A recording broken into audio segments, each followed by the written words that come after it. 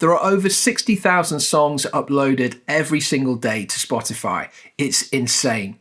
So in this video, we're going to unpack some ways that you can get your music heard and stand out from the crowd when you release your records.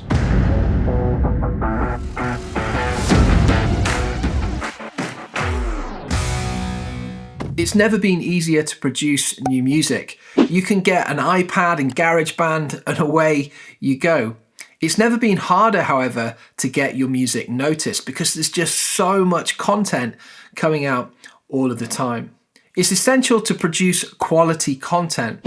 Some people cut corners, some people think, well, I'll just do it all myself. But in this video, we're going to explore how you can solidify your sound, find your lane creatively, find your lane sonically, and produce music that people will want to hear. So you might be wondering, what on earth is this bald guy going to teach me about taking my music forward? In order for me to explain, I'm going to have to take you back in time to 1996.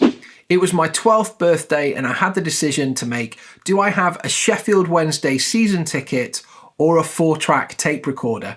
Now, we'd had a good run in the early 90s at Hillsborough. The Owls had won the cup, they'd got promoted, but they were starting to play quite badly. It didn't seem worth standing out in the cold every Saturday. So I went for the 4-track tape recorder. I made my first tape when I was 13. Thankfully, you won't be able to hear that. There are only a few cassettes still in existence. And then I started making music. I was obsessed. I would spend every day after school, my weekends, making music. I put out several albums, and by the time I was 16, I was actually producing professionally alongside college. I then went to uni and did a music degree. Plus, I got trained at a pop production studio called Steelworks with more gold discs on the wall than I could actually count.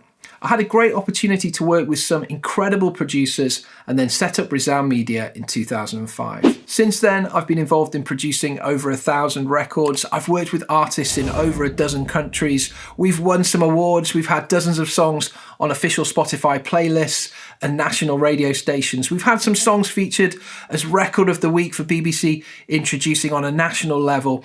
But we're not here to talk about me. We're here to talk about you and how you can drive your music forward. So in this video, I'm going to help you to solidify your sound. The first thing you need to do is craft awesome arrangements. You might have an amazing lyric, you might have a mesmerizing middle eight, but if your intro sucks, people might not even make it through to the chorus. Spend time on the format and make sure you pack a punch from the first bar. The second thing you need to do is hire solid session players. Now, if you can play everything to an exceptional level yourself, brilliant, that can save you some money, but don't just hire your mates or the cheapest player. Find someone who's going to bring the magic to your track. It's a worthwhile investment. The third thing that I'd like to encourage you to do is get hold of great gear for your next project.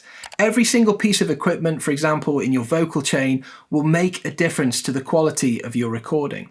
I know firsthand just how expensive it can be to hire a named producer or book a fancy studio. Buying new equipment can really break the bank. So here are some ideas of how you could work around that. Perhaps you could borrow something from a friend you know who's not going to be using it. Perhaps you could trade them for something you have that they might need for a period of time. There are hire companies as well. So rather than hiring a facility, you could hire one piece of equipment that might make a big difference to your recording. And then there's interest-free credit as well. So perhaps there's something that you need that's going to be a workhorse in your studio. It can be worth paying for that over 12 to 24 months. Now, don't do anything silly. Don't get in debt. Don't go to a payday lender or anything along those lines. But make sure you try your very best to get hold of the best gear for your next project. The fourth thing that you need to do to solidify your sound is employ excellent editing.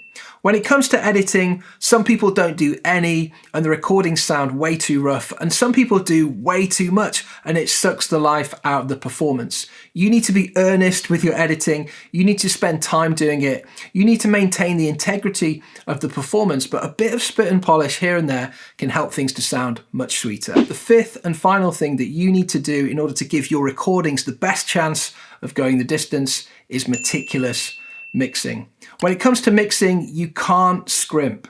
There are many people who can actually produce their own records, they can arrange the songs, they can get a good sound at home, but to get an amazing sound, they need to outsource to a mix engineer.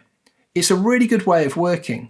I'd encourage you, upskill, learn everything that you can, become a mix engineer if that's your forte. If you have a great space to mix in, brilliant. But if all you're doing is working on some cheap headphones, using GarageBand with some cheap plugins, you're not going to get the best results. Meticulous mixing is essential. So to close off this video, I've got a home studio hack for you.